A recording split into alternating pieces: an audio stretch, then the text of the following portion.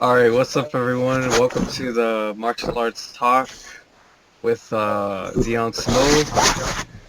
I'm Isaiah Pablo, and we're gonna talk about various topics um, regarding martial arts, like whether it's okay for students and teachers to date or and real and fake martial artists, um, things of that sort. So, what topic do you want to start with? I guess we could start with whether martial arts instructors should be dating their students, or I think that's a big issue going on in the martial arts community today. Yeah, I personally I feel like martial arts instructors um I feel honestly I feel like it doesn't really matter if they date or not, like, because Right. Bruce Lee, he he was an instructor, and and uh and he dated and then married Linda Lee. Linda Lee. So that right there shows you that he didn't of course he didn't care about the boundaries and anything like that, like, because I mean that's like martial arts is not like it's not like the education system, where like students and teachers, they just can't be dating whatsoever, and Yeah. and it's martial arts is more, it's more relaxed. The rules are a bit more relaxed, and so it's not really that strict. I mean, of course, everybody's gonna have their own opinion on it, and it also depends on the style you're doing too. But like with Bruce's his style, he made his own system, so he could pretty much do whatever he wanted, like, Right. cause it was his own system, Right. Yeah. I personally don't. I mean, it's one of those things where it could be. It's like, it's not one of those things where you're mixing business with pleasure. So I'm with you on that too, where it's like it really doesn't matter as long as you have discipline. Uh, I know for me, I used to do private lessons with this one student. You know, we were doing private lessons, and we would, after the lessons were done, we would have sex in the dojo, but like it was just me and her. You know what I mean? Like the other students had left, so. I guess if you just have discipline, it shouldn't be a problem. Yeah, as long as you're not playing favoritism, and you're not trying to like favor one student over the other or favor the others, uh, and everybody gets treated fairly, then there's no problem. I mean, Right. I never understood why that was a problem with teachers dating students in schools, like, I mean, I thought as long as I mean, as long as they knew the boundaries, what lines not to cross, and stuff, and they didn't cross it, then I was like, what's the problem? Like, why can't students and teachers date? Like, I mean, like, you feel me? Yeah. Yeah. Well, I mean, yeah, it's just with the whole Me Too movement like going on, with everyone accusing everybody for rape. It's one of those things where it's hard in the society we live in, man, but I think that's probably got a lot to do with it. Yeah. But like I said, if you could have self-discipline enough, it really shouldn't be a problem dating one of your students. Like I said, my ex-girlfriend, um, the Asian chick I was telling you about, we ended up breaking up because her dad used my cat I had at the time. He owned a Chinese restaurant, and he took the cat while I wasn't home, and he used the cat for meat, and that's why we broke up. But it had nothing to do with our relationship in the martial arts, dating. You know what I mean? Dang, that's messed up. I know. Like I still have PTSD from that. Dang, that's crazy. Why? Oh my, yeah, I saw that video, like the one that you posted, about Yeah. the her father wanted you to, he wanted her to, I think he wanted y'all to break up. So, and he tried to like force her to pressure her into stealing your cat and crap, and taking it to him so he could try to like hurt get back at you, hurt you or something like that. That's messed up. Like, He didn't like that I had my own system of martial arts I was teaching, and he didn't like that I was teaching her why not? because it went against his style of kung fu that he was teaching, and the style he was teaching was bullshit. It was one of Yeah. those. See, So he got, yeah.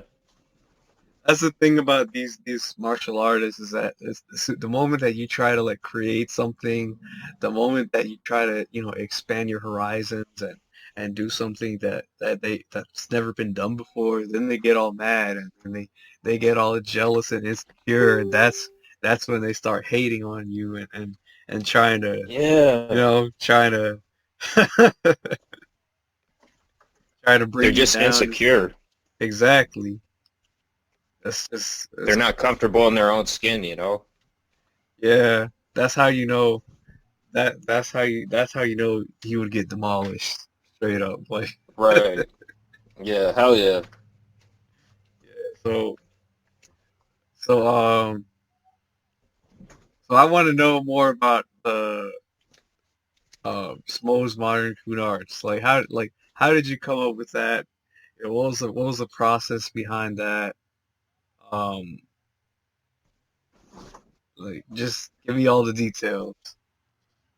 Well, Smo's Martial Arts was, it was a long time in the making. Like I said, I've been to numerous McDojos, Kempo schools, which Kempo is is bullshit. Six After spending 6 months in a Kempo school, man, I decided to leave there. Tried out some other karate schools, and I noticed with all these karate schools, man, they were teaching bullshit, man. And like in my area, there's no, they're all McDojos. So I'm like, you know what? I'm gonna use the martial arts that I previously learned before moving to Buffalo. Because like I said, I know, I've trained in a lot of multiple styles like Goju Ryu karate, Wing Chun, boxing, wrestling. Wrestling is actually my base for my grappling. Wow. And you know what? And I'm like, I'm gonna use what I've learned from these techniques, and I'm gonna devise my own system instead of paying my hard-earned money to these McDojos. So I'm like, I'm gonna, do my own thing because and devise my own system through all these arts and techniques and train on my own, like Freddie. And Freddie, I had a talk with Freddie. Freddie inspired me to do that. Yeah, I saw the phone call between you and him over a sparring session. I was supposed to, um trying to plan out a sparring session with him. Like, I don't know if that's gonna be filmed or not. I hope it's filmed because I really want to see it. Like, Oh um, hell yeah, yeah. Freddie will record it. okay. Wow, that's some good stuff. That's like how I started out because started out I started out with Wing Chun, I think, um, and also like, I had formal training in medieval sword fighting. Um, like some karate black belts, I think an orange belt, yellow belt. I mean, I think they taught me some technique, and but like as I got older, and I started comparing these styles. I was like the majority of what they teach is just bull. Like it's it's gonna get you like it's just gonna get you straight up hospitalized or killed. And Right. and and, I've sparred a bunch of people and and and my sparring sessions were crazy. Like there were really no rules to them. Like it was just do whatever you want. Like attack people however you want, you know. And in the sparring sessions that I had, like nobody, everything happened so fast. Like Right. there's really no time to prepare. Like you don't get get ready in a stance or in a fighting stance and just do all these flashy combos, flashy all this fancy stuff. Like there's really no time for that because Right. most guys they would just charge in and they would just start swinging on you. You know, like like people like if you've seen a bunch of street fights and stuff and then you know that how people like how chaotic and quick people are with attacking you. So a lot of that stuff was just like a lot of what's taught even on YouTube, like it's just straight up BS. Like Oh yeah. it's just choreographed. They're really it's choreographed because they want to make money off of it. Like they want. That's why Oh hell yeah. that's why I don't follow too many YouTubers because like most of the YouTubers out there are just fake. They buying like you said, they're buying their subscribers. They're uh they're scripting everything that like the movies, and they're not being 100% honest with themselves and it's just bull. Like it's Right. It's fun. Yeah. They're paying before they start the video. They pay. Uh, if you see those YouTube martial artists where they're sparring and they're beating the shit out of their whoever they're sparring.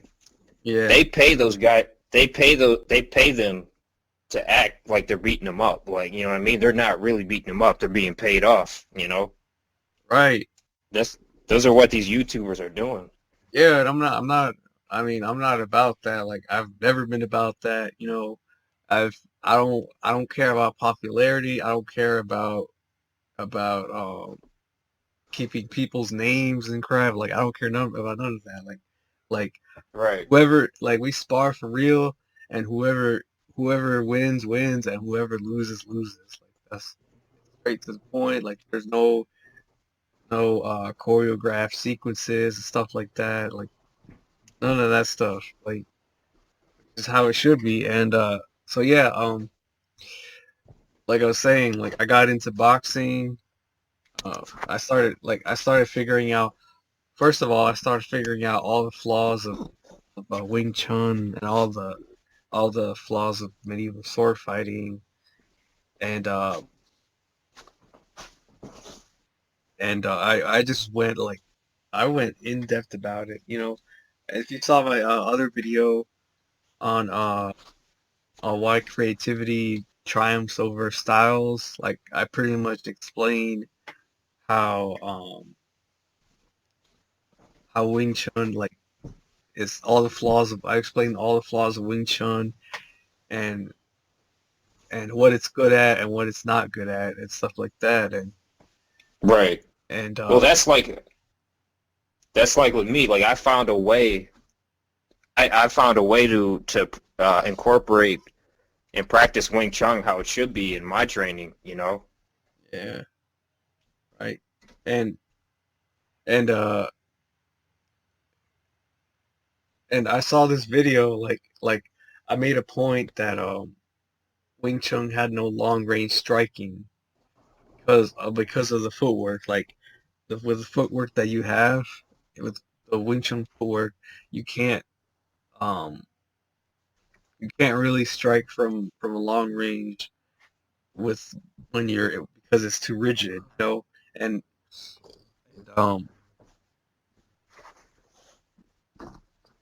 somebody on YouTube, somebody posted a video saying showing, oh, what do you mean you can do it? And then he would pretty much stretch out his arms like, okay, you know how the Wing Chun guard is, right? Yeah.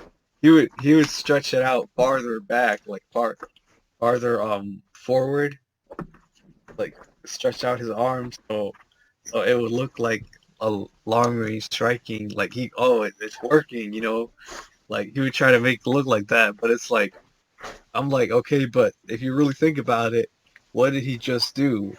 He just exposed his head and up and body to attack. So and not Oh shit. and and the other thing was he didn't even upload a sparring video showing him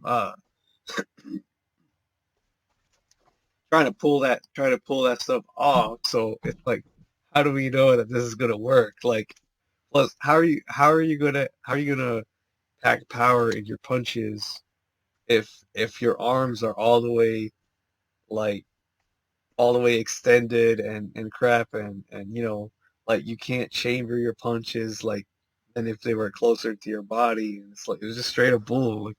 Like, Oh, I know. yeah, Yeah, there's a lot of Wing Chun frauds out there, man, and like I said, the Wing Chun that I practice in Smo's martial arts is like I said, I found a way to make it useful.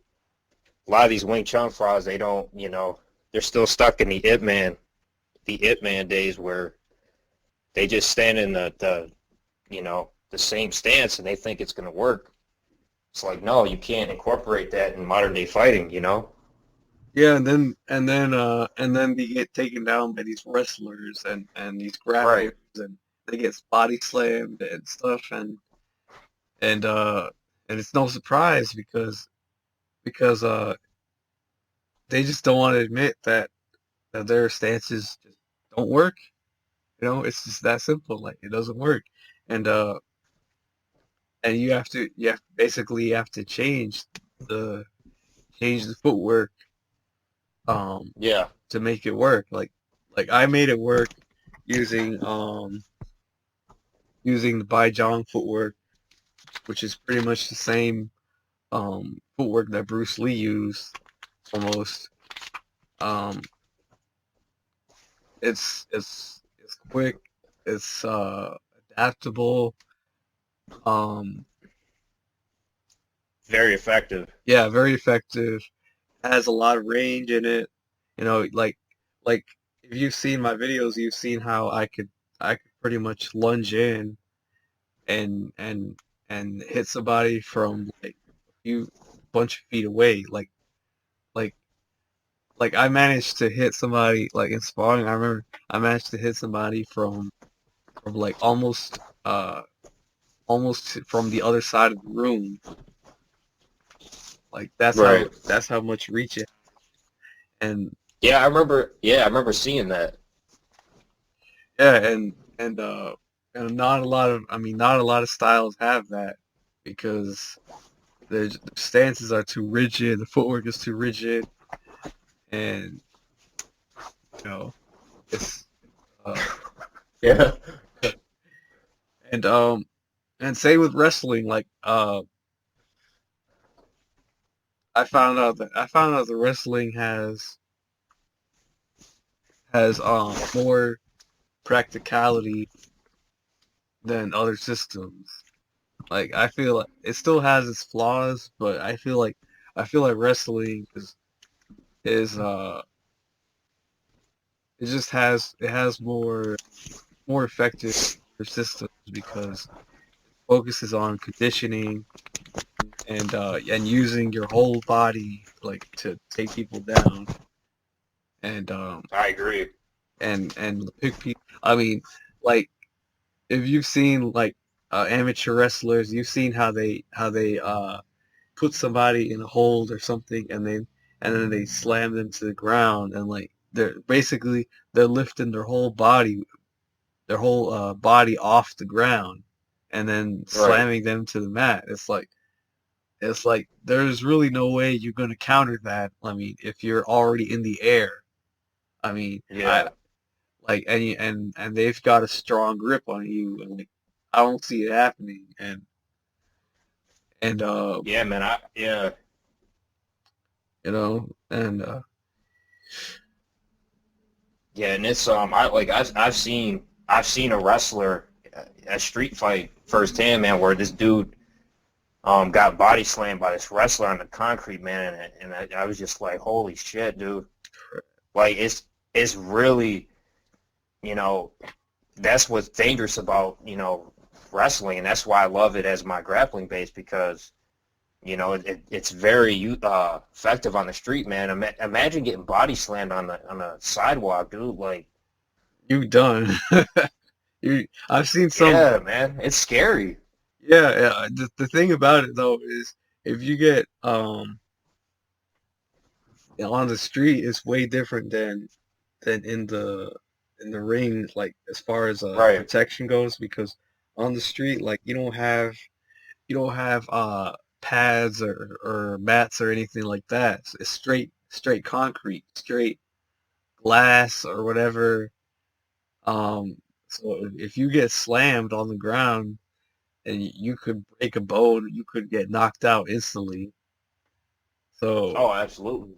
you got like I've seen some videos of guys getting slammed on the ground and and they break an arm or they break a collarbone or they break their necks and or they get Yeah. knocked out hitting the concrete and it's over like one hit like, it's over. Yeah, it's that position where, they get that grip in from the waist, from the back, and you're standing up, man, and it's scary. Like I'd rather be in a mount, on the ground, man, and to be in that position where you just get, you know, just slammed to the ground. You could break your neck, get a concussion. It's scary, man. Like Yeah, you know, um, like I yeah, said, but that's where wrestling has the advantage.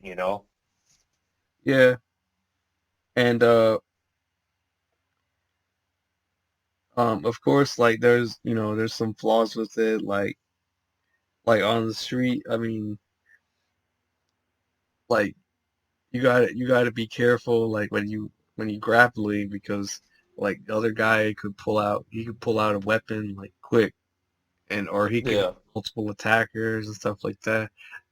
Like I remember in my sparring sessions, um, I would just people they would hide weapons in their pockets and like everybody. I mean they could just you know they could just pull it out or whatever and when they Right. pull pretty much but sometimes we would have weapons like laying around everywhere like wherever and if, and they would pull it out and when they pulled it out it was quick like they were like the moment that they pulled it out they're already using it and Right. and like I like we tried to grapple and and we would we would bear hug each other. I mean, of course, this was before way before I had Any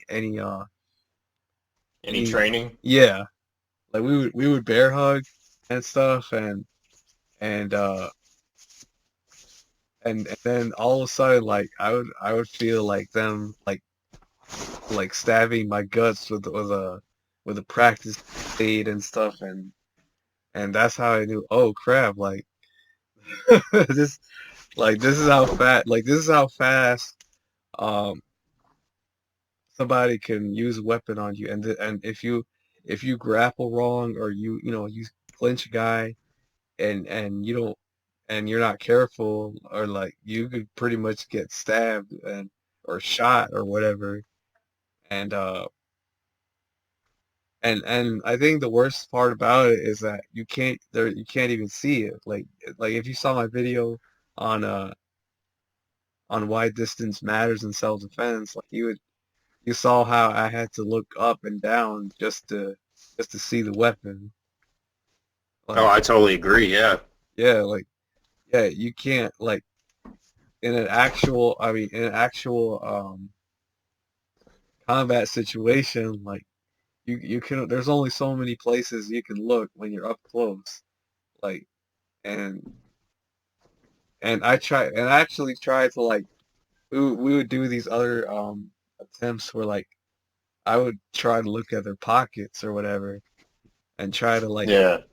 try to keep them from drawing the weapon and they would still draw it. They would figure out a way um to set it up like to draw like they would throw um if I was like looking at their pockets and trying to grab their hand or whatever, uh, if they ever reach for their pockets, they would like throw these strikes at my face, and as I'm distracted or something, they would pull out their weapon quick and start using it.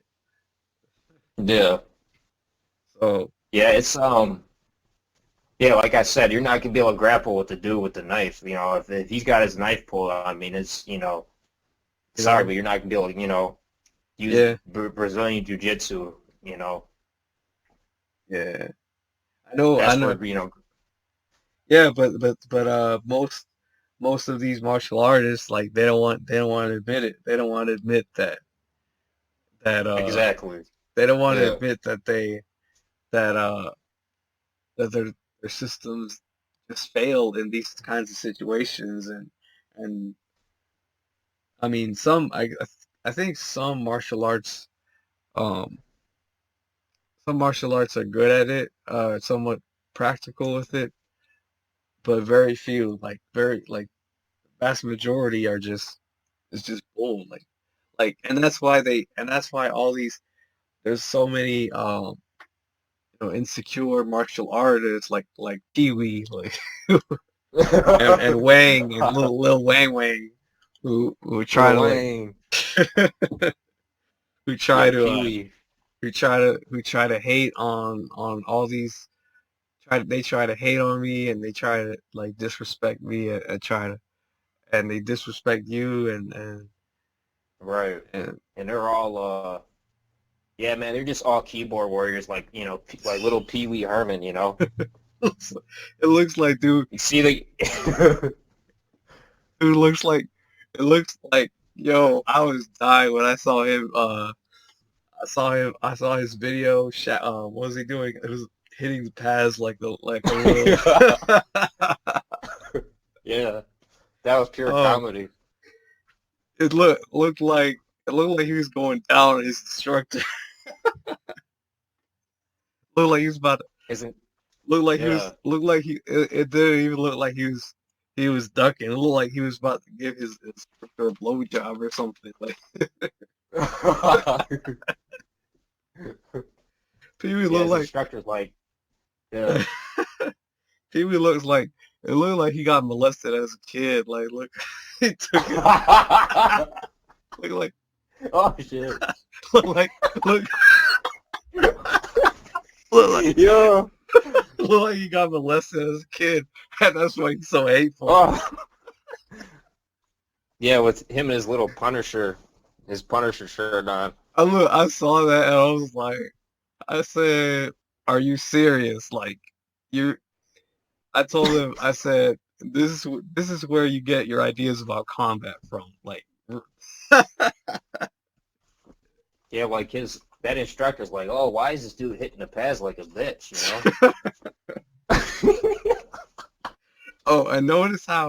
notice notice how on his channel, um, notice how he always talks about like always talks about like he had a picture of Cobra Kai on his wall, on his Right. on his channel, and he also had he also had Punisher shirt and stuff like that. He always mentioned something about a movie or something like that or a game. Like I don't know what the heck. So it's like it's like now we see where you be getting your ideas from.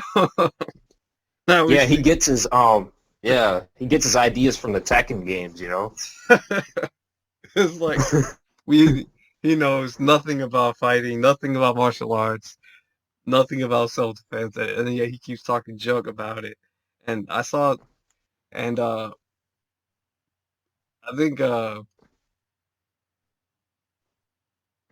think and oh yeah, and then somebody else said talked about how I can't remember his name, but he talked about how he was at this karate tournament, and he mentioned something about Pee Wee's shoes, and Yeah. Pee Wee just smiled like a little bit, just looking all nervous and crap, and Uh, and then he was like, and then the guy was like, it said he basically got to the point where he's like, okay, show me your kicks, and Pee Wee didn't know how to kick. yeah, that was I know that guy, Ben Barrow. I remember Ben Barrow was telling me about that. Yeah, it's Oh like you can't man. even win a karate tournament. That's horrible, man. But And then this is who we yeah, then he switched to boxing because he couldn't kick. right. And Now he sucks at that, you know. he's got like Yeah, he's got no technique, he's got no speed, he's got no no power, power. no his knee. If you notice in the video, it's like his knees are perfectly straight. Like he bends his head over. Yeah, dude, his technique is a joke. Like that guy, I mean, but these are who we have criticizing us, you know. Me and you, we have our successful systems that actually work, and Yeah, they're just jealous because our systems work and they're still practicing bullshit, you know. yeah. I've had one guy. Um, I've had one karate guy who said he realized that his system was it wasn't practical. It wasn't that practical. So he came to me. He said, "Hey, I want you to train me." And I said, "Okay, I'll do it." And so we went over like what he knew, what he didn't know. Um, and I said, and I basically went over what I knew, and he was asking all these questions and we were talking and stuff, and then he said, like I showed him the practicality of boxing, head movements. I said, look, um, Yeah. the head movements are great because you can stay out of range, um, and I mean, you can stay in range rather, and keep out of your Right. opponent and still like avoid your opponent's strikes and counter and attack at the same time. And it also like you can also set up techniques like grappling techniques like takedowns better.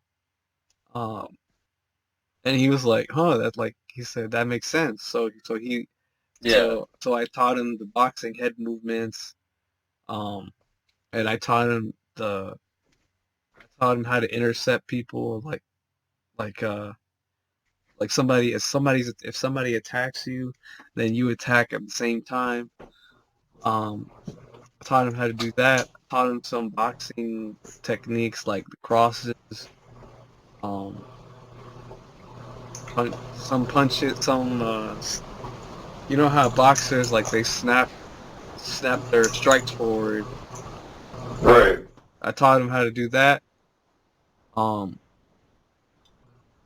he saw my blog post about psychological warfare, where like I basically taught people how to use like various tactics to like get in your opponent's mind and Get in their head, yeah. yeah, get in their head, mess with their head, like um try to scare them, intimidate them, and use that with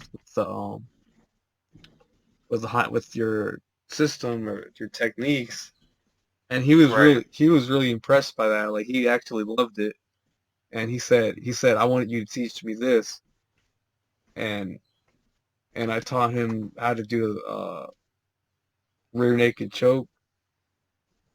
Um, so I taught him a whole bunch of stuff. And by the time I was done, like he already knew all that stuff, and he knew like a bunch of stuff. Like he knew grappling, he knew Wing Chun, he knew some Wing Chun techniques like parries and stuff, boxing Yeah, techniques. right. He was way better off than he was before, and he said thank you so much, like you've been a great help and stuff like that. Yeah, like yeah, because that's all he ever knew was practicing bullshit before, you know? Yeah, and and now I think he's like way better than he was before, because he had an open mind, and he was humble enough to try something new, and just go beyond what he was taught. And Right. Like, I don't know if you heard of that other troll and hater. His name's Viren Fight Club. yeah, so he told me about him. Like it was, you said you said you said you said something about he lost his fights or something like that.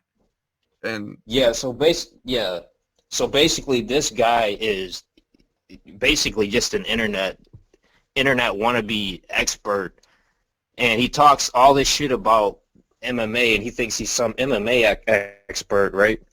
yeah, And he thinks he knows everything about MMA, but he doesn't know shit. And then if you go and you find the videos of his MMA fights, yeah. he gets choked. Dude, he got choked. He got guillotined standing up, dude. All three of his Oh my fights, bro. gosh. All three of his fights lasted less than 20 seconds, and he got tapped out all three of them. But this guy wants to criticize people about MMA. Oh Get my. the fuck out of here. Calls himself a fight club. Yeah, right. He's the only member in there. The only no, I Yeah. take it back. It's it, he's not Oh the only one. God. He's not the only one in there. It's it's him and his hand and his those are his Oh shit. Yeah. Yeah, he He's dingling 50 and year old he's a 50-year-old, yeah. 50-year-old yeah, he's 50 years old and he still thinks he's Dwayne The Rock Johnson. He's the great value version, you know? yeah, and that's the other thing I wanted to address. Like I wanted to address these this myth that just because you're an MMA fighter or whatever, like it means that you're top notch or something like that. Like like I watched this video of you say talking about MMA and how uh and how like just because just because you're an MMA fighter, it doesn't mean that all of a sudden like you're superior to traditional martial artists and crap. Right. And Yeah. and you may be an MMA fighter, but you could still like lose.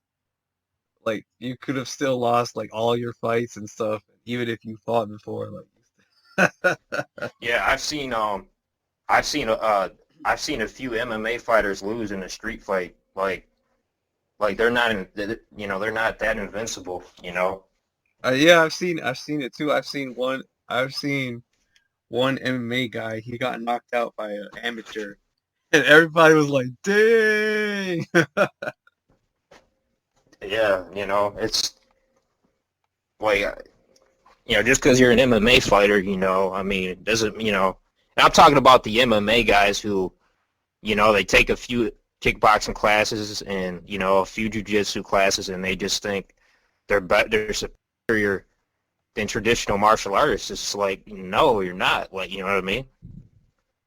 Yeah, you just know the techniques, but you don't know the strategies behind them. You don't know you don't you just because you know the techniques doesn't mean you know the you know how to strategize now. You know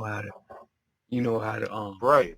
how to be confident and stuff. Like it And just I did a video, yeah.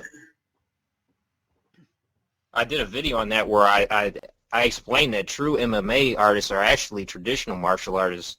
If you want the true definition of a mixed martial artist. yeah. When I was in I mean of course in my system we use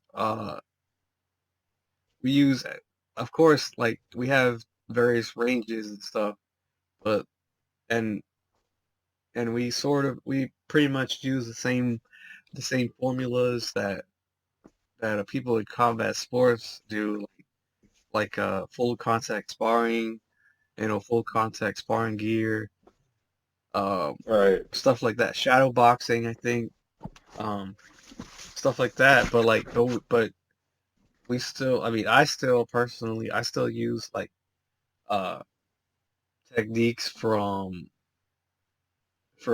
traditional martial arts, and modify them, like the finger jab that Bruce Lee used. Right. That's um a traditional Wing Chun technique originally. Yeah. He just changed it up a little bit. Um, that's a very effective technique because like when you strike in Super effective. yeah, when you strike in your opponent's eyes or throat or whatever, like it's got a lot of reach to it and a lot of speed, and if your opponent gets hit, it's over with. Like pretty much. I mean, Right. it's and in MMA or in combat sports, like you can't. It's very hard to counter. Like once you get hit, like I mean, of course you could like use head movements and stuff. Um, and maybe if you get punched in like face, you could still recover. You know, um, but but if you get hit in the eyes, like it's with a finger Yeah, jab, you're screwed because you can't see anymore. And you're discombobulated the rest of the fight. yeah, and that could pretty much take somebody out quick, and it's all because of it's it's a traditional martial arts technique. I think these MMA guys and these combat sports people, like I told you, they don't want to get in a real fight with a traditional martial artist because if they did, they would get straight up hospitalized or killed. Like Right. like you will never see. I would almost put money on it. You would never see uh, an MMA fighter picking a fight or fighting uh, can a kenjutsu practitioner holding a real katana. Like Yeah. you'll never see um an MMA fighter taking on a Filipino martial artist with real weapons and little to no rules and unarmed. Like you'll never see that happen because they know that the MMA guys, they know that they would get wrecked. They would get slaughtered, like for real. Oh, absolutely. Without a doubt. So when they say, "Oh, well, you know, you're just making excuses," when you say, um, "Oh, my techniques are too deadly," oh, like it's because they really are too deadly, like for the ring, like Yeah, like there's definitely people don't realize that there's a big difference between street self-defense and combat sport. Like, like your life is literally on the line, and Yeah, um, like I said, there's no ref. There's no ref. There's nobody to break up the fight. It like I said, there's a fine line between the two. yeah, and on the street, like most of your techniques, most of the people's combat sport people's techniques, they don't work because, or if they do work, it's not as well because on the street, like there's really no protection. Like I was just thinking the other day, um, because you know how in boxing, in old school boxing, they would if somebody, each time they get hit and punched and stuff, like you know how their eyes get swollen shut, right, and then they have and then during the breaks and stuff, like between rounds, um, guys would have to take a scalpel, I think, or I think it's a scalpel. They would have to cut their eye up, cut their eyebrow um, up a little bit to drain the blood so they can see better. And on the street, like you're not gonna have that. At least No, at least at the present moment. Like right. you're not there's no breaks, none of that stuff. So No timeouts. no No ref, timeouts. No. Right. no ref to break up anything. Um, none of that stuff. So so once if your eyes get swollen, then you just can't see, and that's pretty much the end of it. If your Right. eye, and like I remember in my sparring sessions, we didn't have refs, and and the moment that 9 times out of 10, the moment that you see one guy beating the crap out of the other guy, when he's up against the wall, uh, 9 times out of 10, the guy who's more aggressive usually wins, like usually beats the crap out of the other guy. And in combat sports, like that doesn't happen, like because the ref he breaks it up to make sure that the fight still continues because then the guy who's being defensive and passive would get knocked out. Right. So Yeah, man. It's well, yeah, like I said, man. There's a fine line between the two that people don't realize. yeah, People just think, oh, MMA this, and they don't really know the true meaning behind MMA. And it's like, yeah, they go on the Joe Rogan podcast and they see Jorge Masvidal sitting there talking about MMA, and they watch a few fights and then they think they're a mixed martial artist, and it's like, no, you're not.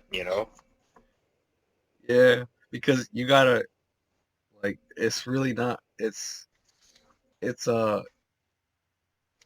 got a lot to do with it's really got a lot to do with the strategy, the blending all the ranges together, and it's confidence, a lot of stuff like the uh the techniques, um, knowing what range to use, knowing what range not to use, stuff like that. Right. Like What like distance? yeah, the distance and stuff, and that's what I don't like about um a bunch of these MMA guys because when I watch their matches and stuff, all I see are a bunch of guys who just they're just slugging punches. Like there's almost like no technique to it.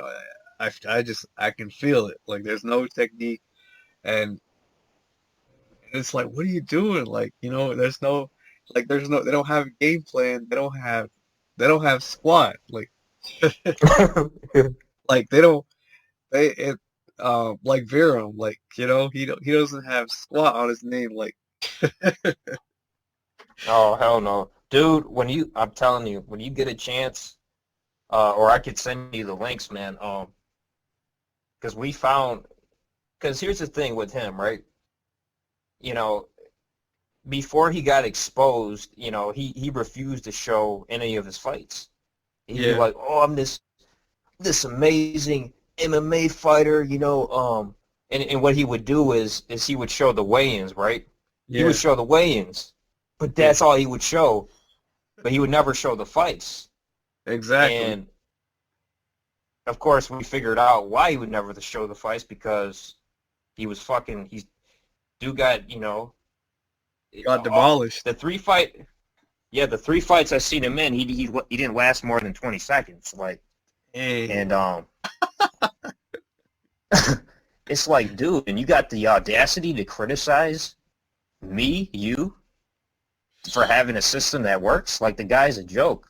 I'll send you the links one of these times, man. And, um, yeah, because so we found the videos, man, and you know, yeah, it's horrible, man. Like, this guy is this guy ain't a fighter at all, man. yeah, that's sad, honestly. No room, no room. Like, you remember when CM Punk had uh His defeat his against, first, yeah, yeah, CM Punk did better in his debut than all three of Virum's fights. at least CM That's Punk, how bad they are.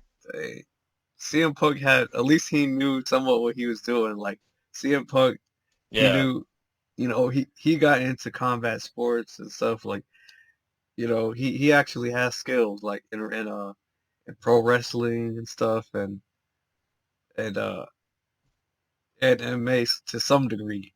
But right. but but this He guy, lasted, yeah. 20 seconds, dang. Same And with that same that was all, yeah. same All with three of his fight. okay. Oh, same with this guy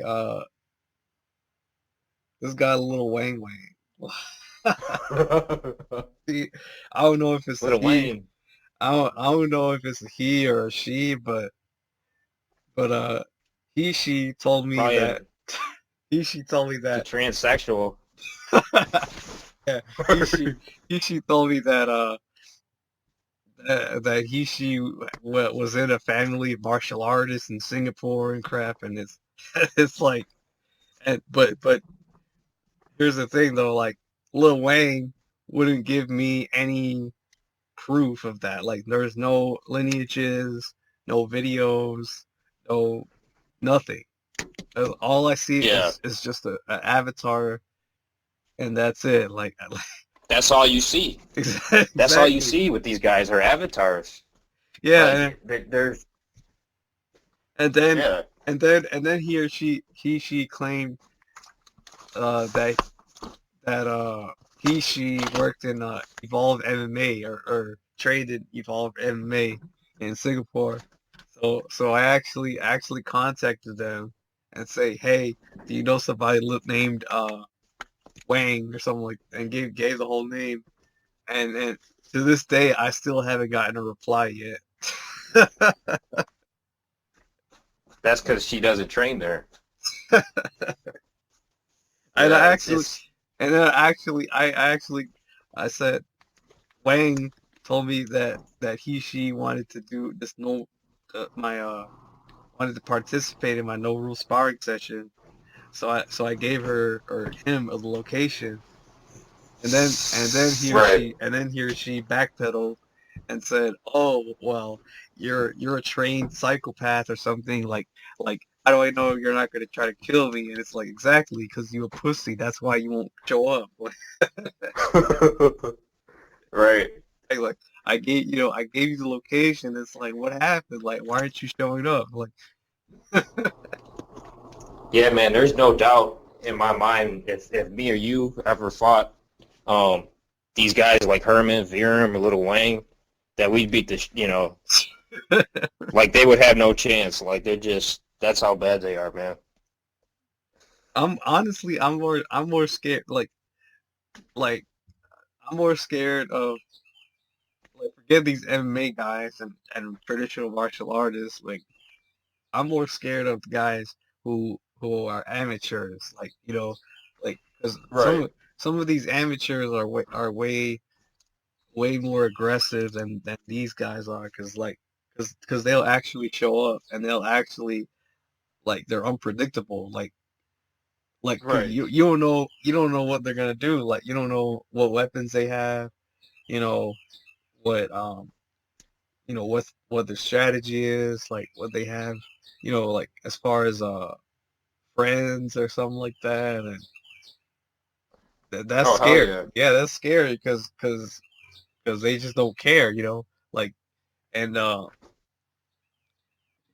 they're wow. Like, you should have seen how they swung punches and stuff. They would swing these finger jabs everywhere, anywhere.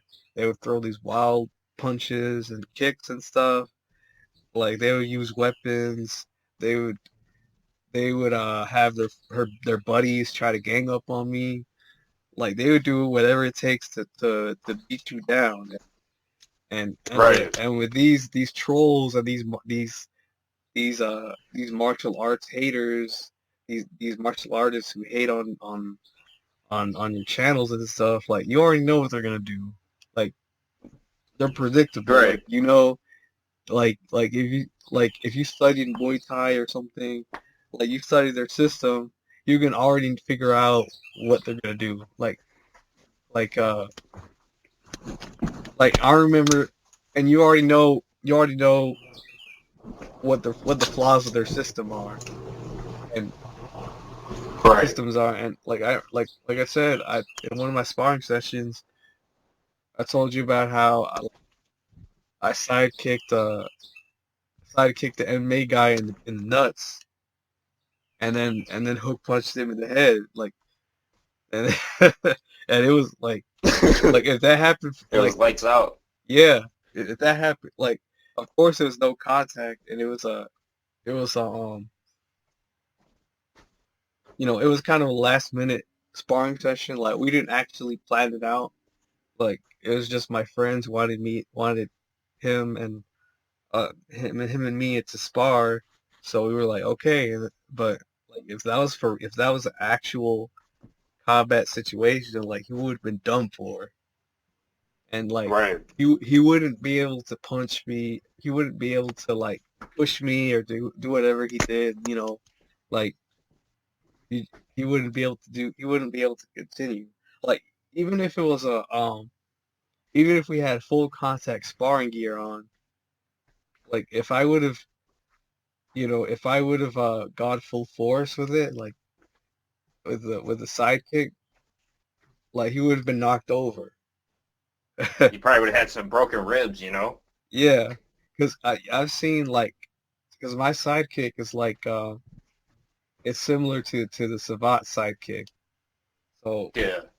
so Those and are I've powerful kicks, man. yeah, like, I've seen demos of them, and they pretty much knock people over. Like, Oh hell yeah. that's how powerful they are. Like, so imagine getting hit. Imagine, and that's from sidekicking them to the midsection. And, like, imagine getting sidekicked to the nuts with that. Oh yeah. They're done. There's no grappling. There's not doing nothing after that, man. They're done. Yeah, exactly. And that's how effective, like, dirty fight tactics are for self defense, because basically you're targeting all the weak points of the body, Oh yeah. and you basically, like, doing a bunch of damage to your opponent, um to the point where they can't recover fast enough. Like, they would have to be hospitalized and take time to recover, um which is why it's so effective for self defense. Like, like part of my another part of my self defense strategy is to break do snap people's limbs like Yeah. Oh, break I remember seeing that. Yeah. yeah like I remember doing it a bunch of times. I mean, of course, I didn't go all out with it in sparring, but somebody would throw a punch and I would catch it, and then I would figuratively snap their arm so they know they would have gotten snapped. And once you get your arm snapped, like it's over. Like you can't punch, you can't strike. You know, your arms messed up. It's all out of shape. Like your bone is just broken, dislocated. You can't feel you lose nerve sensations. So it's Oh, done. big time. Yeah. Yeah, you can't I mean you could I mean of course you could Like the fight's over right then and there, you know? yeah. And usually I've seen it happen in street fights. I mean of course it was the dislocations were accidental, but the moment somebody gets limb dislocated, over. Like they give up. They were like, you know what? I can't do this anymore. Right. I quit. And even if they don't quit, um, they're severely limited. Like they can't. They can only fight with one arm and the rest of their legs. So all you have to do is just keep striking the the exposed side of where the broken limb is, and they're done for it. It would probably get done. They would probably get knocked out in one hit or something. Like if they got a broken arm, and Right. and Yeah, it's what was I gonna say? Um shit, I lost my train of thought. No, I was gonna say I actually kneed and snapped the dude's elbow out of place on the streets one oh, time, right? And let me dang, tell you, man, the fight was ended right then and there, man. Like you take out you snap somebody's elbows, the fight's over with. You can't do anything. dang. What happened when he got his elbow snapped? Oh, he just stopped. Dang, He's like, ah, my elbow. I can't go anymore, you know? dang, that's He's like, I crazy. can't move, you Exactly. know? And then we've got some trolls who say, "Oh well, pain tolerance. Like you could somehow resist it with pain tolerance." And it's like, no, you can't. If you get if you get your arm snapped, there's no way that you can continue moving it. Because the structure has been compromised. You have to you can't just pop your arm back in place um when you're getting attacked, you know. The moment that you're getting attacked or you know punched or whatever, there's no way that you're going to be able to you're going to be able to fix your arm You like a know, so broken right. limb in the heat of the moment. So and pain tolerance can't pain tolerance there's only so much pain tolerance that you can have before your body says, all right, I can't do it anymore. Like Right. with eye gouging, you eye gouge somebody and their eyes are just done for. Like they get crushed or taken out. They can't do anything else. Like they're completely done for. Like it doesn't matter how much pain tolerance you have. Like as soon as your eyes get destroyed, you can't see anything. And it's permanent. Like if it's Yeah. done, if the eye gouge is done right, it's permanent. Like I remember reading this one article of this lady who got she got eye gouged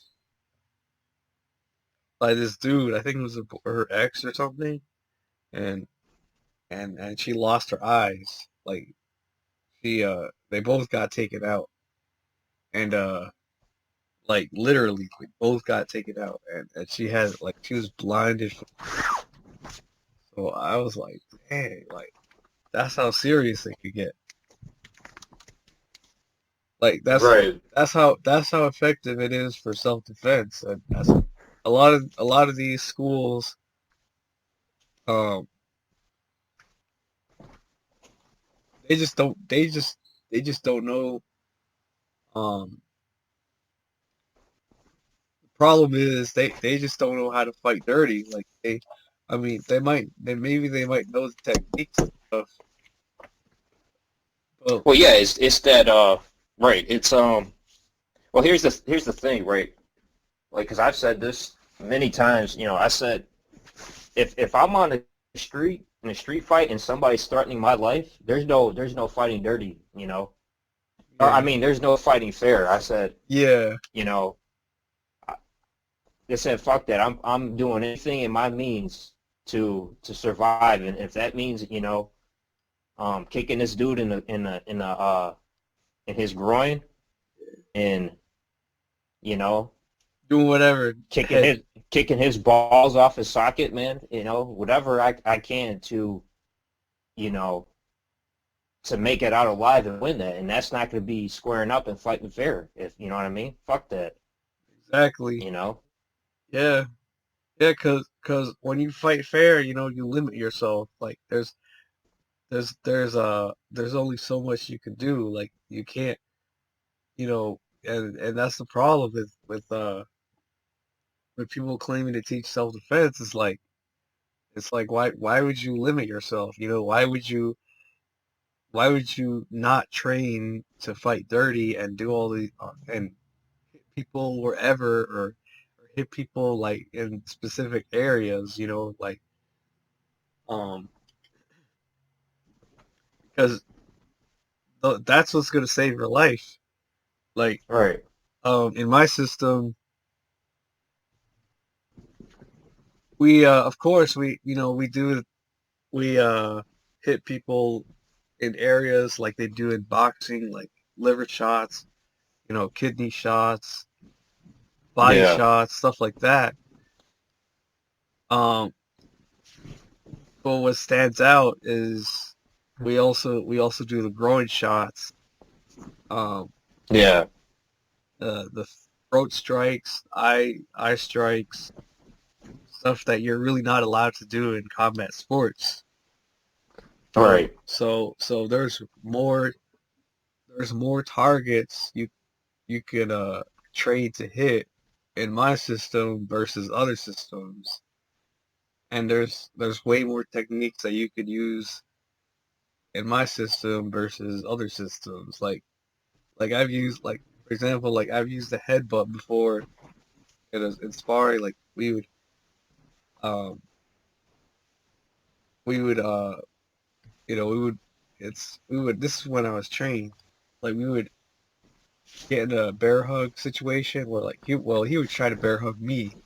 Um right, and I would trap his arms, and at the same time like I would just deliver a headbutt to his face, and and if that was for real, it would have been done with. Like it would have been instant knockout.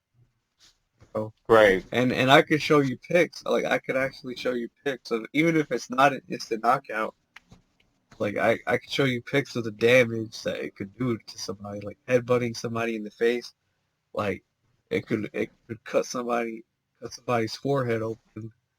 Um, make them bleed out, and break their nose, break their teeth, break their uh some parts of their skull, break their cheekbones, whole bunch of stuff. And it's crazy how devastating headbutts are, like if you do it right. So right. like Oh, absolutely, man. I seen that video too where you headbutted that black dude. Like, yeah. yeah, Which that was one? a nice headbutt, man. Which one? Um, what was it was that black dude wearing the Jason mask. Oh, yeah. Like I. Oh, see, the thing about that, like, was, um, yeah, I actually wanted. We were actually trying to see.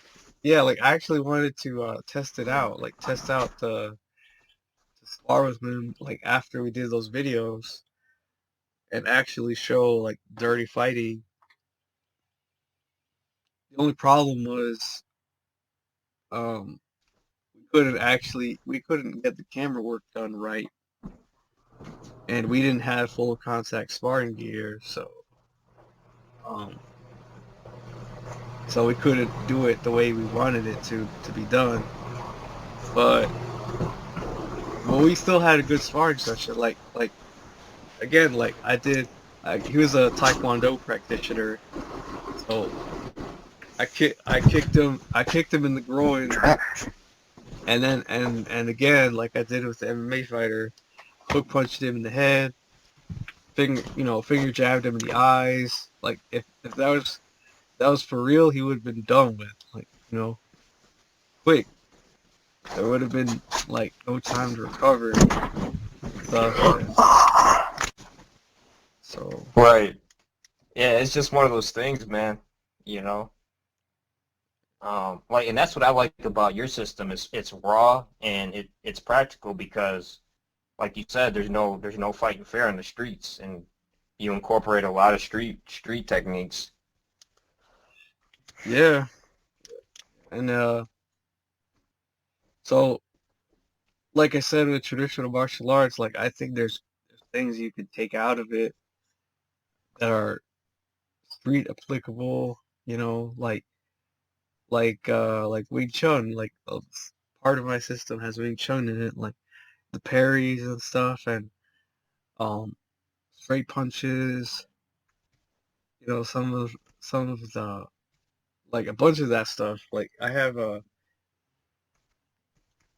bunch of stuff that's taken from traditional system. So even my friend was impressed. Like he said the moment that I parried his punches with Wing Chun techniques, he said those are really good techniques. Where did you learn them from?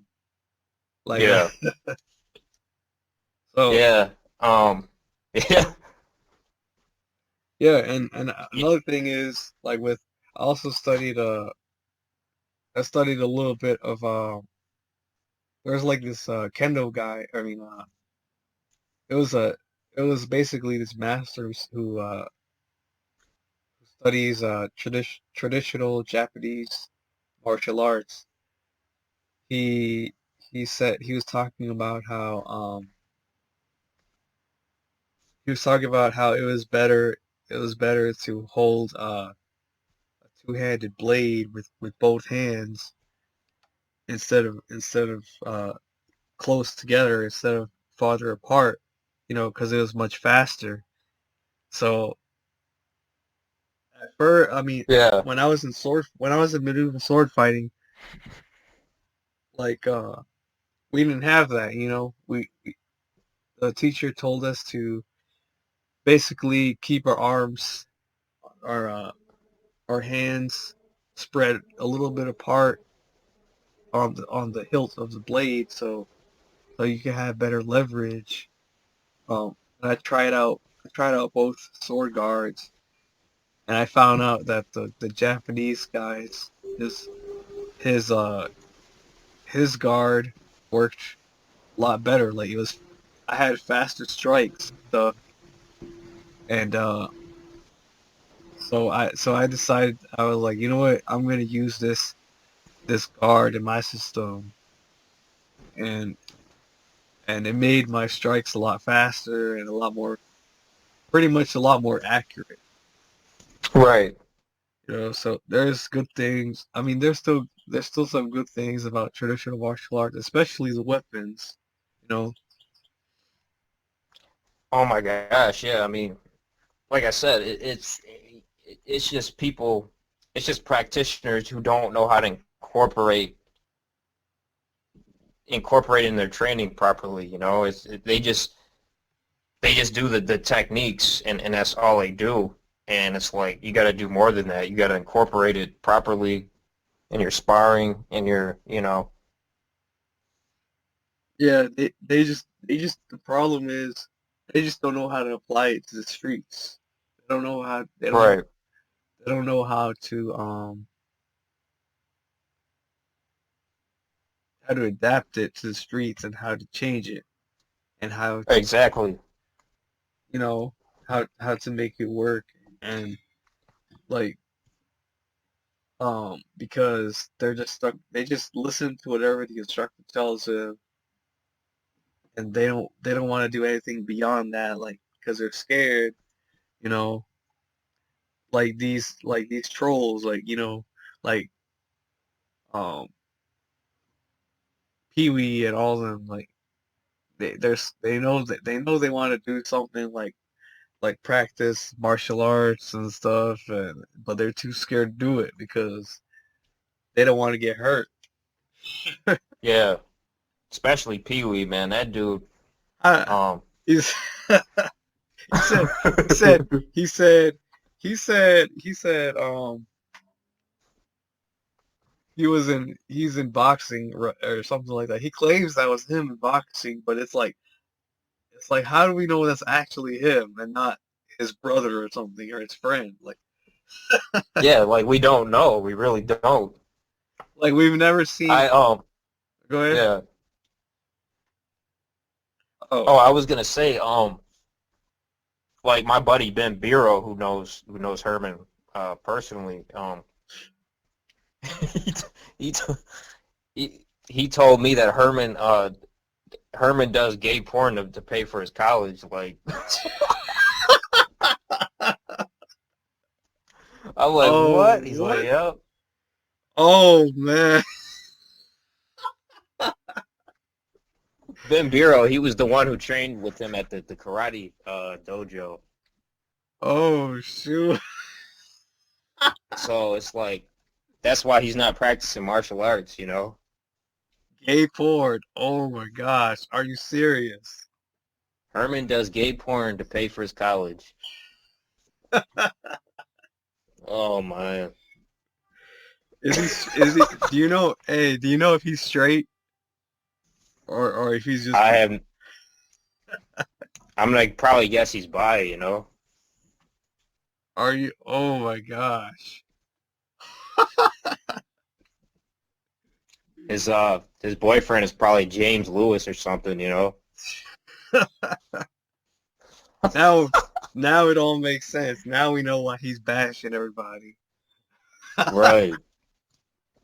Cause he don't want people to know that he's in the closet. Yeah, exactly. Oh man. That now we know who he's what he's beating and it's not an opponent. It's not a punching bag.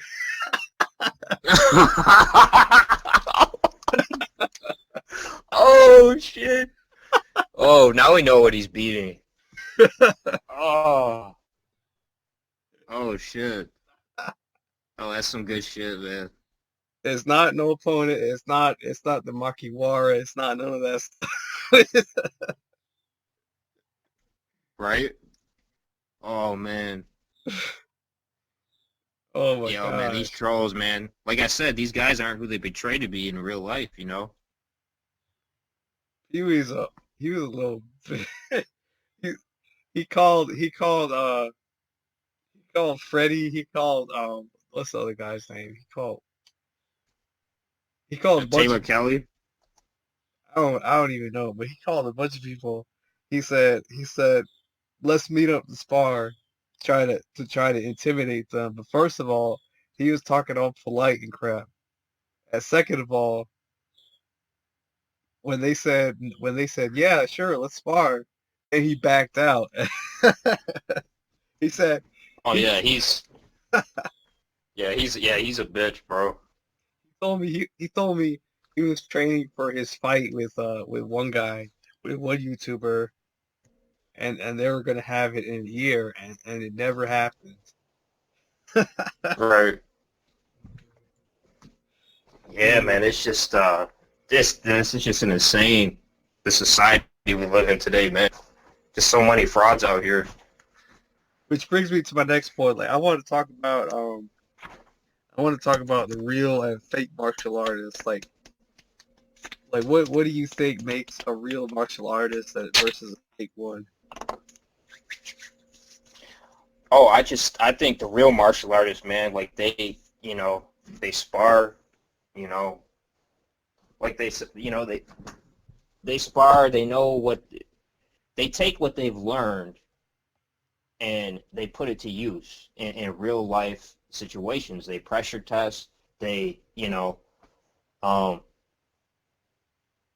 they keep in shape, and martial arts lifestyle isn't just, the technique, but also it's the fitness side of it too. You got to lift weights, you got to be powerful, you know, um, you got to stay in shape, you know,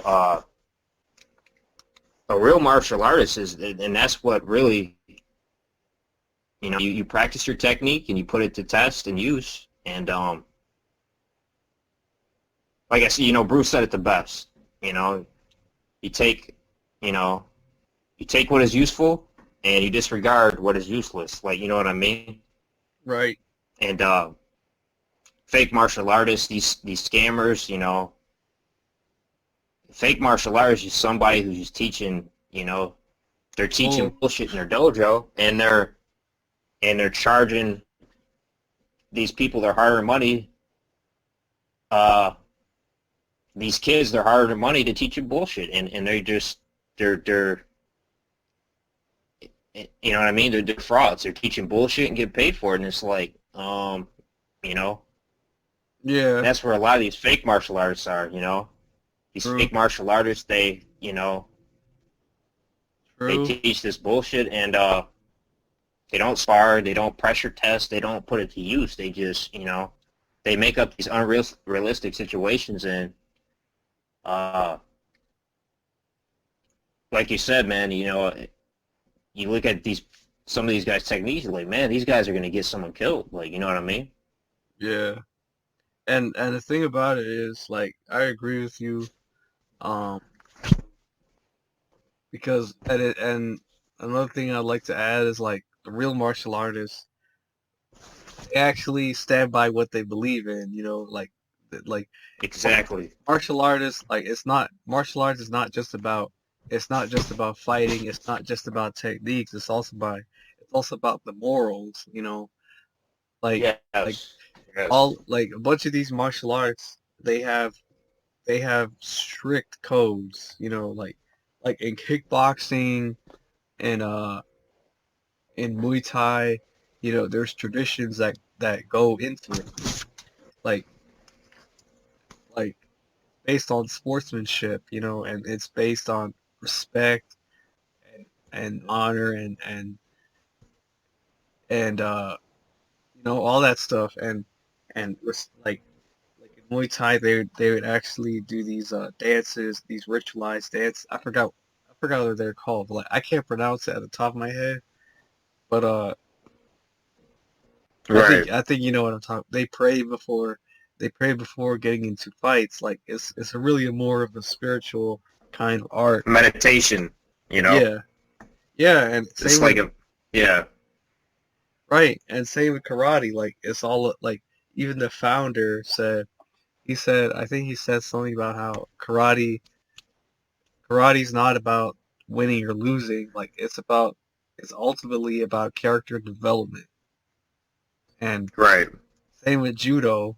Like all these martial arts, like you have a code to live by, and if you don't live by it, then you fake.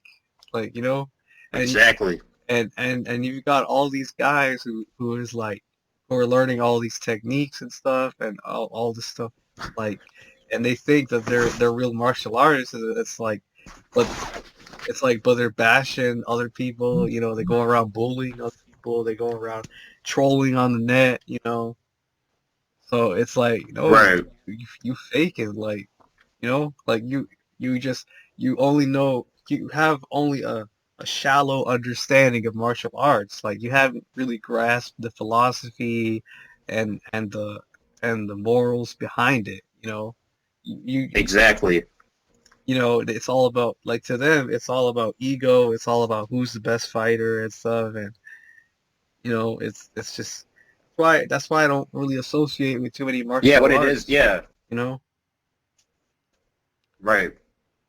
Yeah, because it's like they need a lot of yeah. go ahead. They seek validation. What they do is they seek validation over the internet. They try too hard to overly prove to Right. strangers over the internet, and it's like a real martial artist knows who he is and what he can do, and what he believes in, like you said.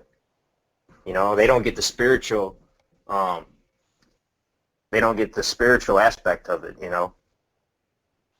Right. And that's why And that's why I don't associate with too many martial artists, because they just be faking. Like they they just do this bull crap. And practice and stuff like that. And then there's those people who like this, like, there's those people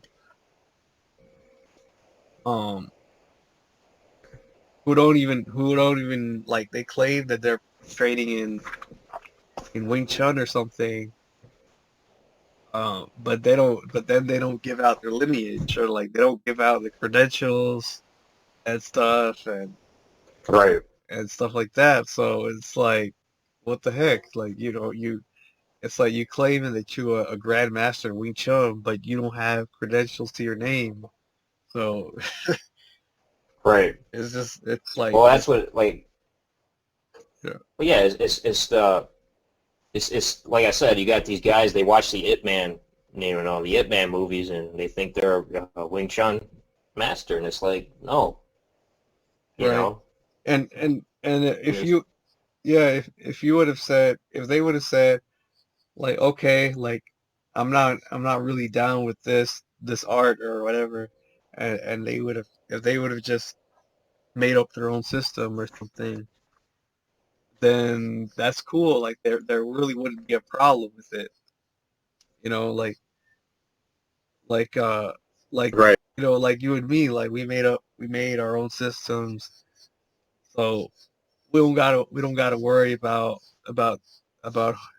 being held to the same standard as other martial artists. And we don't really have right. to follow all the techniques and stuff that they do. We can just do our own thing. But um Yeah, just being 100% honest, with what with who we are, and not right. We try to, stay true. Yeah, you know and with them, with them, it's like they do the complete opposite. Like, they try to get into a martial art, like judo, and then they change it up. Like, they change it to suit them, and to, like I mentioned in my cultural appropriation video. I was talking about how all these white martial artists, like, they claim that they're top notch and stuff, and talk about how they're teaching traditional martial arts or whatever. And it's like, but you compare them to traditional martial artists in, like, Asia, and it's nowhere near the same. Like, really right. nowhere near the same. Like, and it's like, what's up with this? Like, I want to ask you something. You ever noticed it too? A lot of these white martial artists today are racist as fuck. yeah, that's what I noticed. Like, I noticed they won't say it. Yeah. See, they won't say it outright, but you could tell they're racist. Like with the way they Oh treat hell yeah. other people, like with the way they treat minorities, um, versus the way they treat white people. You know, like that's another reason why I don't associate with too many martial artists because they racist. Like you know, like Filipino martial arts. Like you know how it's very rare like for people to um it's very rare for people to recognize actual Filipino martial arts if it's taught by an Asian versus a white guy. Like I've compared Right.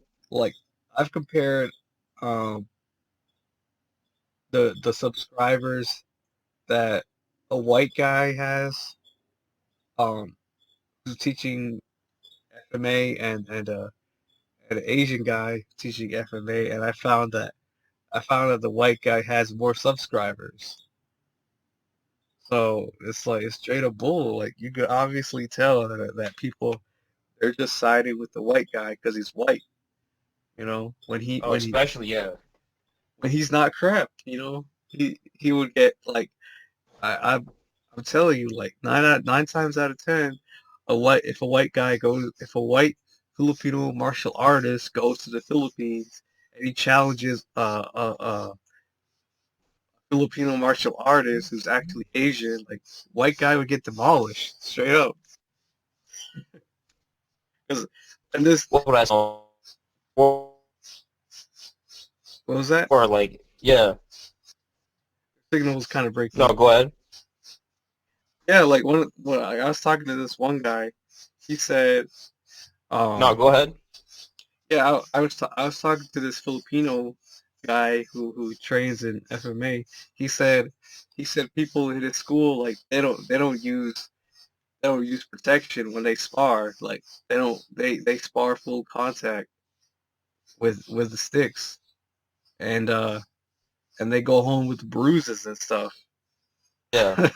So like over there, FMA is no joke, you know, and over here like Oh hell yeah, bro.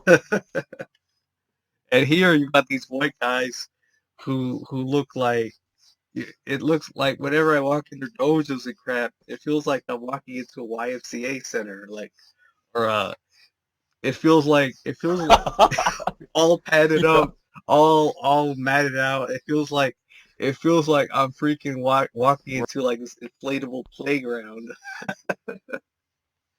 Soft martial artists, like Yeah, what that's it is you got these yeah. and they're white too. Yeah, you got these white, you know, yeah, you got these white, so-called wannabe masters. They're coming in trying to take over traditional martial arts. They're paying no respect to the traditional masters, um, and they're racist as fuck. And you ever notice you go in a lot of these bullshit McDojos. There's no black students. There's no Latino students. There's no Asian students. It's like why is that? Um, and like I said, I see the bigger picture. In martial arts today. It's because they don't want them to um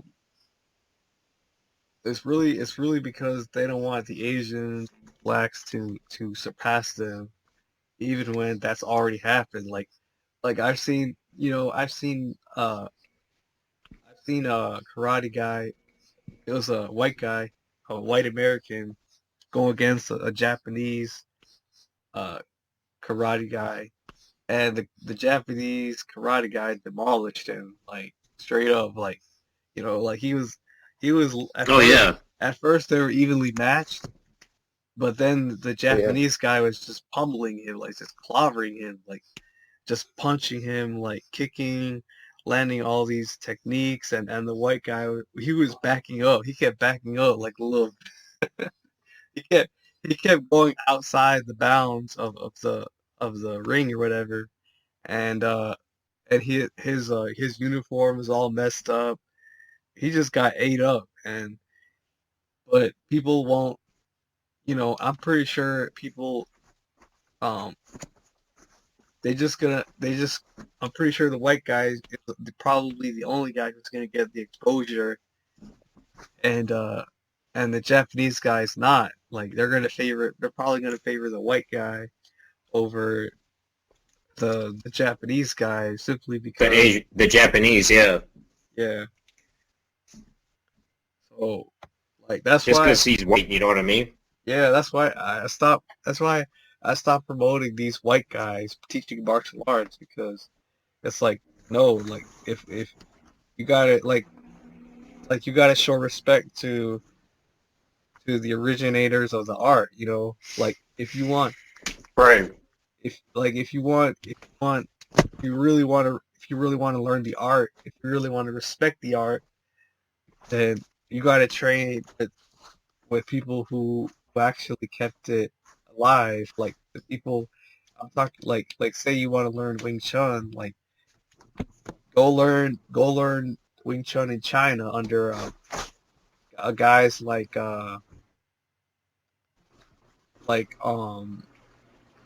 Wang Sheng Lian or some guys like that, you know. Like same with FMA, go learn FMA in the Philippines, like people who minorities from minorities, not these right. not these white Americans who have no ties to the traditional martial arts, and they're just claiming that they know it, or they claiming that they had I studied under this guy, I studied under that guy, and it's like it's like Yeah, it pisses me off, man. You got these white martial artists coming in here, taking over, kicking the masters, you know, the Asians, the blacks, and they're taking over and they're not paying any respect to the creators of the art. And they're just taking over and they're becoming culture vultures, you know what I mean? right, and even And saying that pisses me off. yeah, even Daniel Lozano, like I got mad respect for him. Um, like he's pretty well known. Um, well, he's kind of I would say he's more well known now than he was before but it's only because of Bruce Lee. Like Yes. that's why people follow him now. It's because of Bruce Lee. And even then, it's like it seems like he uh, still struggles to be successful, like Right. as successful as the white people because you look at if you compare Dan Inosanto to all these other white martial artists, like uh, the white martial artists, like they've got they've got more views and stuff, and they like Right. their businesses are booming and stuff simply because They they're white. promote. Yeah, Yeah, they'll promote the white they'll promote and push the white martial artists over, you know, the let's say the Japanese or the black practitioner, you know what I mean? right, right. And Dan You know? Inosanto, he's like I don't know how I don't know how he promotes his stuff, but I think he comes off as an old school kind of guy. Like, he's he grew up in a different era than people do now. Right. I don't know if it's harder for him or to promote his stuff, his school, or not. But I mean, like minorities, they grew up. Minorities are just disadvantaged in America compared to the white people. Right. Well,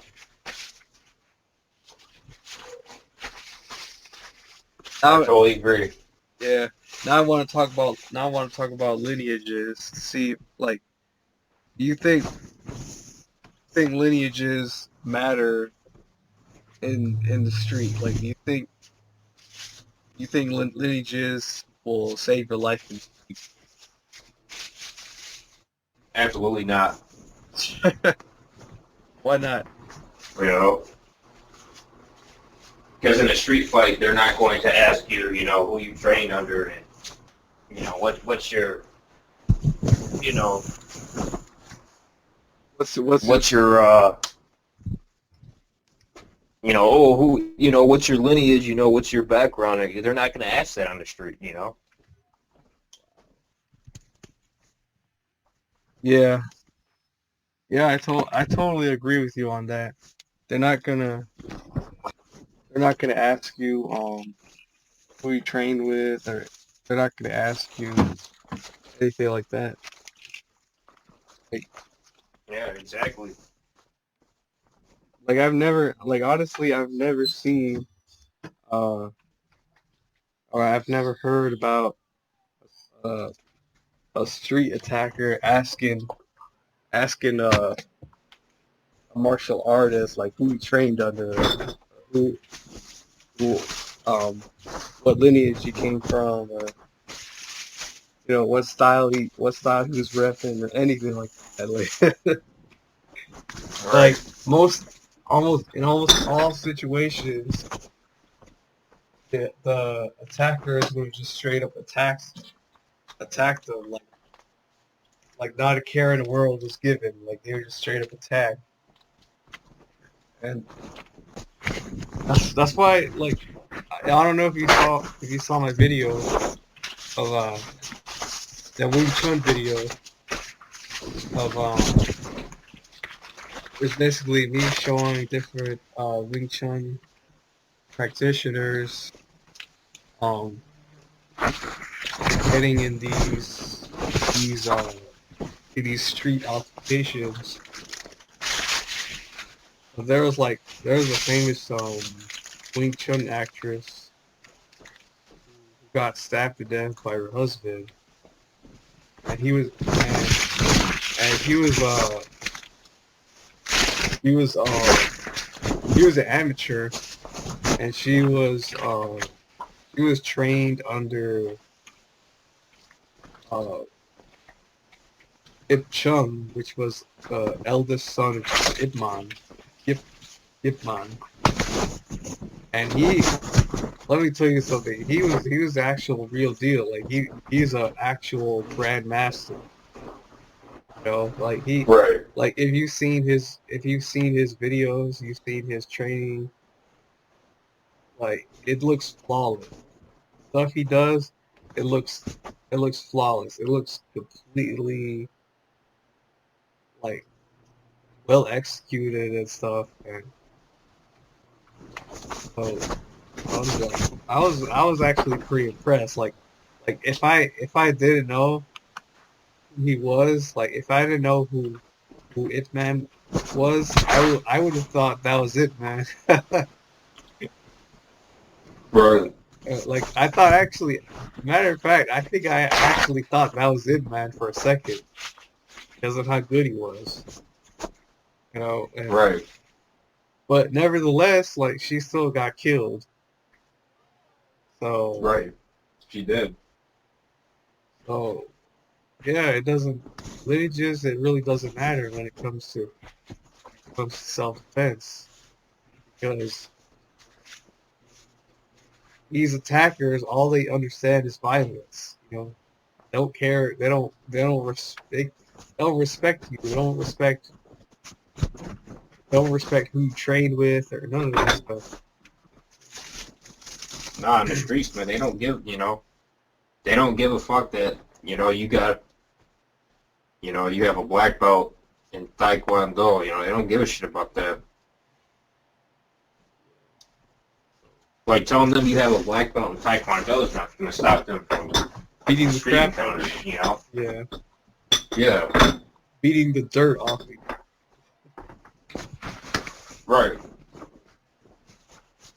All right. So is there anything else you want to add? Anything else you want to talk about? No, I think we went long enough, man. That's pretty much it for me. Yeah. Same. All right. So I guess that wraps up this discussion. We had a long talk. Hope you guys enjoyed it out there.